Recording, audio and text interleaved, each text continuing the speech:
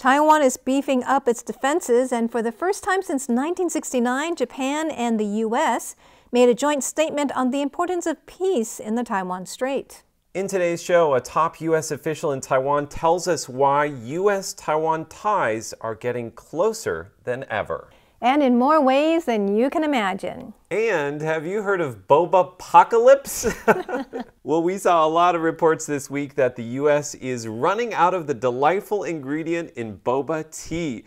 But don't worry, we're going to show you how to make your own so you don't have to rely on big boba.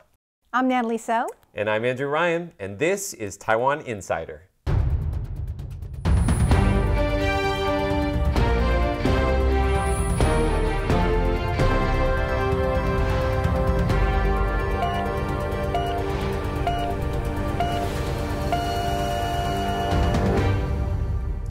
China has been sending warplanes into Taiwan's airspace nearly every day this past month, planes like these. Now, we here in Taiwan aren't the only ones that are concerned. Yes, at their summit last Friday, President Joe Biden and Prime Minister Yoshihide Suga made a joint statement underscoring the importance of peace and stability across the Taiwan Strait. This week, I spoke with the Deputy Director of the de facto U.S. Embassy in Taiwan, the American Institute in Taiwan, Raymond Greene. Now, defense of Taiwan is a key issue, and I asked him about the U.S.'s policy. Our policy really is rooted in the Taiwan Relations Act on Taiwan security, which talks about how any non-peaceful change in the status quo would be of grave concern to the United States. And so it also requires that the United States government support Taiwan's self-defense capabilities. And that's something we take very seriously and we've continued to abide by. And I think we talk a lot about the status quo. And we've seen the status quo since 1979 as well, not maybe being perfect for anybody, was to the benefit of all parties. Unfortunately, because of PRC actions recently, that status quo has started to erode. And so now we're looking at how do we maintain that balance. And I think you've seen our stepped up engagement with Taiwan on the security front. And just since I've arrived 3 years ago, we've approved something like $17 billion worth of foreign military sales. We support Taiwan's, the development of Taiwan's asymmetric defense capabilities, very much in line with President Tsai's objectives. But also statements like you saw out of the summit meeting between President Biden and Prime Minister Suga, sending a strong message that the international community cares a lot about peace and stability in the Taiwan Strait. And so I think that we will continue to work to maintain that balance to make sure that this area remains peaceful, because any conflict would be a disaster for the world. So it's something I think we all share an interest in avoiding. Now, the U.S. also recently issued some new guidelines for interaction between U.S. and Taiwan officials. Now, they didn't publicize them. However, Deputy Director Greene told us what he thought was most important about them. I think the most important guideline or aspect of the new guidelines is, in contrast to previous guidelines, we've had these going back to 1979, but in the past the focus has been on what you can't do with Taiwan. The new guidelines up front and the main kind of thrust of the whole exercise is what you should be doing with Taiwan. Oh, that's great. Yeah. We were very pleased to see the new guidelines come out, and particularly the very positive tone language. We very much want all agencies of the U.S. government to see Taiwan as a key partner, because we think Taiwan has so much to offer, be it on public health or law enforcement or the whole range, or education. And so we want to encourage other agencies in the U.S. federal government to seek out opportunities to have either a relationship with our counterpart agencies or to work with us on things like the Global Cooperation and Training Framework, where the U.S. and Taiwan and Japan come together and provide training for other countries around the world. And so these kind of programs, I think, are a real opportunity to both showcase what Taiwan is the expertise that resides here in Taiwan, but also showcase that the fact that the U.S. and Japan see Taiwan as a key partner to advance our strategic goals in the Indo-Pacific and further afield. Deputy Director Greene also gave us some insight into why the U.S. is stepping up engagement with Taiwan. Really, I think what's driving this is the fact that we have so many shared interests and shared values with Taiwan. We really see Taiwan as a model that we can hold up for other countries around the world. If you look at how Taiwan's immense success in combating COVID-19 using free democratic principles, it wasn't a strong-armed forcing people to kind of violate their basic rights, but rather it was an example of the Taiwan leadership putting their faith in medical professionals, getting the public public to support very, I think, scientifically based approaches to pandemic response. And it's something really, I think historians will look back at this crisis, this pandemic, and say there's one place that got it right, and that was Taiwan. And that's something I think we should all feel proud of, that a democracy was the one. I know China and other countries say, you know, it takes a authoritarian state in order to manage a crisis like this, and Taiwan is the perfect counterexample. But that's only one area. If you look at, for example, civil society, LGBT rights, environmental concerns, really Taiwan across the board is a model that I think we'd like to see countries around the world emulate, especially countries that are looking to move up the development chain. There's an alternative to kind of authoritarian economic growth or democratic reforms, and Taiwan is that. Do you think there's a more awareness of Taiwan in the United States because of, you know, how we dealt with COVID or other issues the past few years? Because I know a lot of Americans may not even know too much about Taiwan. Right. Certainly, one of the maybe unexpected side effects of COVID is, I think, not just the United States, around the world, I think the awareness of Taiwan has been increased. I mean, there are literally thousands of international media articles that have been written about Taiwan's success. Ironically, I think the Chinese pressure on foreign journalists in Beijing has resulted in more major outlets coming here, right? That's so, right. That's another advantage Taiwan has kind of achieved from unfortunate circumstances. But certainly, I think the awareness of Taiwan, the awareness of the success of its society, of its political system, of its economy, coupled with just the enormous attention to the semiconductor industry. They call semiconductors the oil of the 21st century, and if that's the case, Taiwan is perhaps the Saudi Arabia of the 21st century in terms of its importance to the international economic system. So, be it on economics, on COVID response, or even in security affairs, given all of the publicity about recent PRC activity around Taiwan, I think the awareness of Taiwan is at all-time highs. You know, it's really interesting that he said that Taiwan is actually a great model for developing countries, and the reasons for engaging Taiwan don't necessarily have to have something to do with China. That's right. I mean, he was basically gushing about Taiwan throughout the interview, and we also talked about how the U.S. is going to help Taiwan in its bilingual nation 2030 plan, and how Taiwan is going to be helping Americans learn Chinese. So the full interview is up on YouTube and Facebook. So coming up next, we're going to turn the topics to Boba-pocalypse. Sounds good. Sounds yummy. This shortage of boba in the world, well, you know what? You don't have to rely on big boba. You can make boba yourself, and I'm going to do just that in Taiwan Taste Buds. Imagine life without the sweet QQ of boba. Sad, huh? Today I'm going to show you how to make a very simple boba with just 3 ingredients. So simple, in fact, that when you see headlines warning of a boba shortage, a Boba-pocalypse, you'll never have to worry again, because you're going to be able to make it yourself.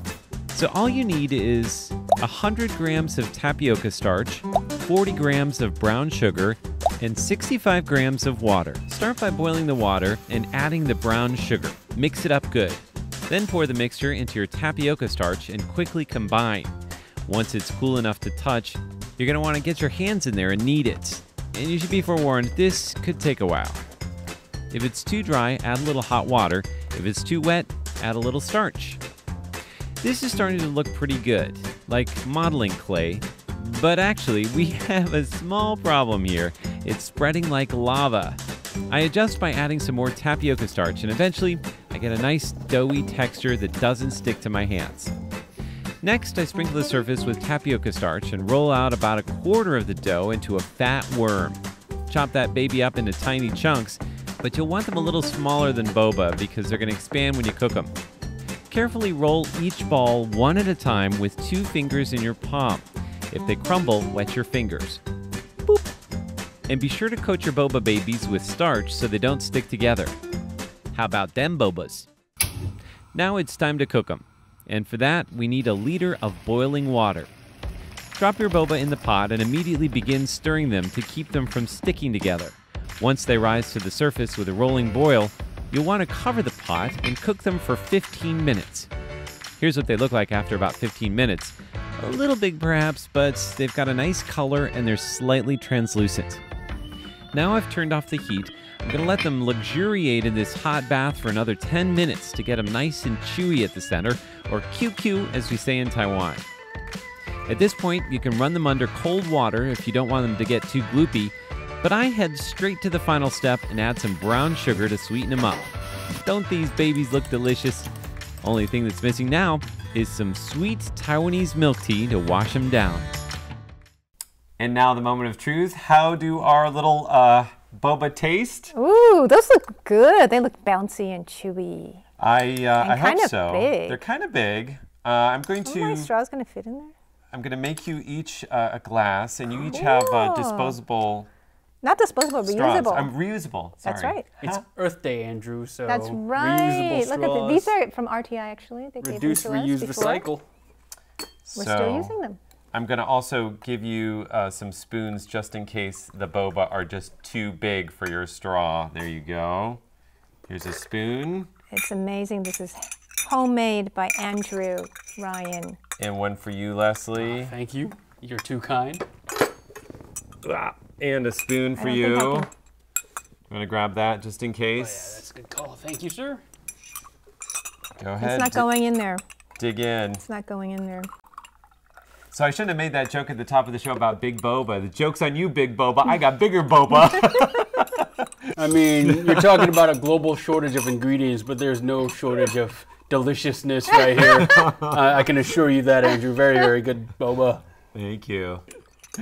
Pretty good, Andrew. Is this your first try? This is my first try. That's pretty amazing. Took a long time. It's a nice sweetness. Have you got it in the straw? I couldn't get it in the straw. Watch yourself. Don't choke. That's not bad. It's not bad at all. So the trick is, if you want to make them nice and chewy, you really have to get the texture right. And That's this the is what whole I struggled key, with. right? Yeah, because you want it nice and Q. So what's crazy is it looks like lava, but then when you try to grab it up, it crumbles. So really you want to go a little bit stickier, and you have to knead it for a long, long time. How many hours did it take you to do this? It took me a couple hours to put that together. But the actual kneading probably took 20, 30 minutes. Yeah, Not bad 20 for your minutes, first I would say. time. Yes, and Thank also you. I should mention too that a lot of places in Taiwan will put sweet potato starch in theirs.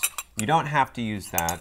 I wanted to do it nice and simple so that everybody can give it a go. So are people missing the tapioca starch in America? Is that what it is? I They're running think short of that? apparently it has something to do with the boat in the Suez Canal. I think Our boat, by shipments- the way. Yeah, sorry about that. But I also have heard that it's not every shop that's having problems. Okay, but some people are running out. That's right. And if you want to And you make can your make own, it at home. you can do it. So there you have it. That's today's Taiwan Taste Buds. And next up, more about tea in Brain Game. Today's brain game is called Where's That Tea? Yeah, we've already been talking a lot about boba and milk tea and the tapioca pearl variety, but obviously Yes. Taiwan is also famous for kinds of tea that don't have those ingredients in. True. Yeah, and obviously the Mountain tea, yeah, right? mountain teas, and the kind of the most famous variety is oolong tea. But actually, oolong tea is actually made up of lots of different varieties, and they're all associated with different places in Taiwan. Oh, great. I don't know any of this. Well, You you'll should love know to learn. Yeah. So I'm going to show you 3 tea plantations around Taiwan. Cool. And I want you to tell me where we are. And obviously, if you know what tea it is, I want you to tell Wow. Okay. Where's that tea? Sounds good. Sounds great. me. All right. So let's have a look at Yay, the first good. question. Okay. that's beautiful. So we see some green rows of tea in And the on the foreground. mountains and beautiful clouds in the back.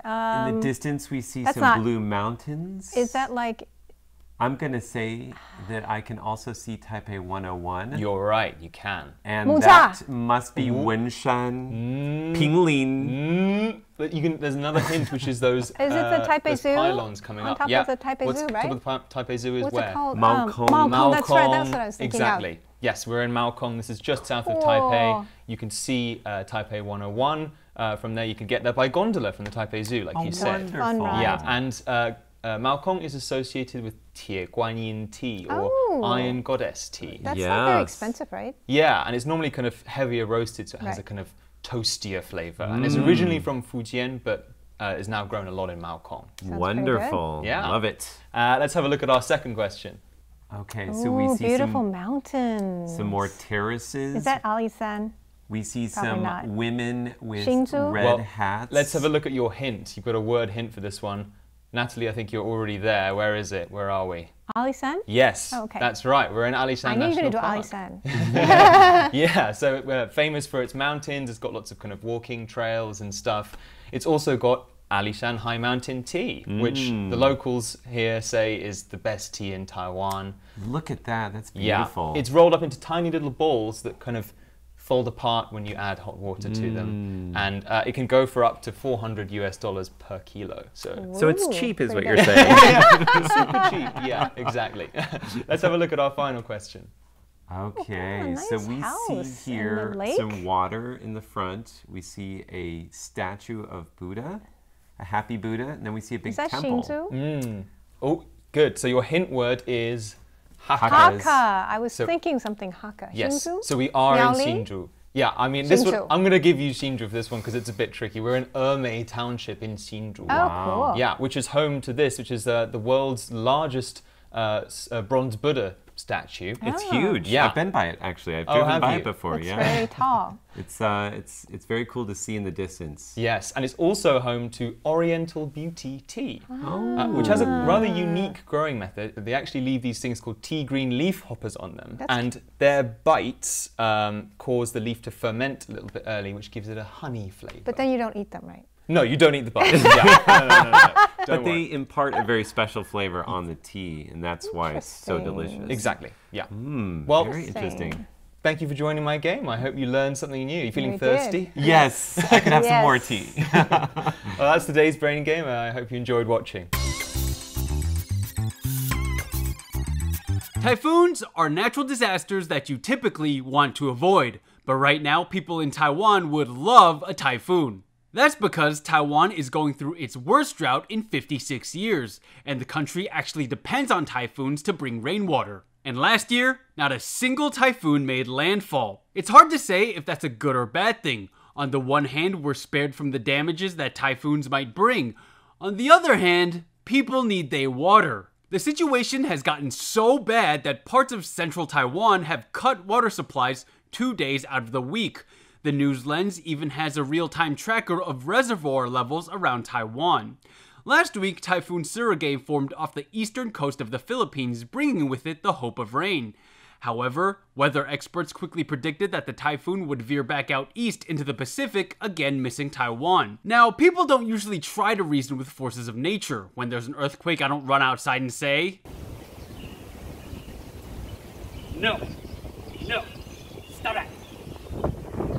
But people have started to lash out at Suga. Specifically, they turned to this Plurk thread to vent. Plurk is this Taiwanese Reddit Twitter hybrid. I don't know why its logo is a headless pig though. Anyway, the start of the thread is a news story which says Suga will not directly affect Taiwan. It says that it might even bring with it dry winds. It was at that point that people just unleashed a storm on Suga. Here are a few entries. Worthless. You are a failure. You are garbage. Have a backbone. Why do you even exist? You may as well have not formed. Go back to where you came from. We don't need you. Where do you get off calling yourself a typhoon?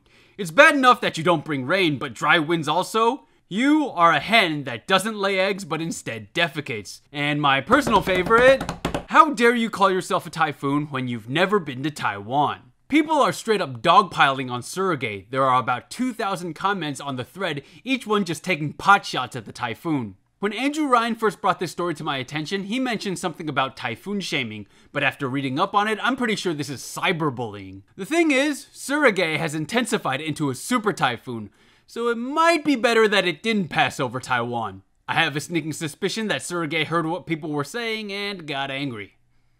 Anything you'd like to say to the typhoon, Andrew? Well, I was going to say better luck next time, but I don't know. I don't think we should talk like that to our strong weather I forces. think we should be nice to the weather. As long And as hopefully it's they'll be to nice us. to us. Yeah. All right, and here's a look at some other stories on our radar.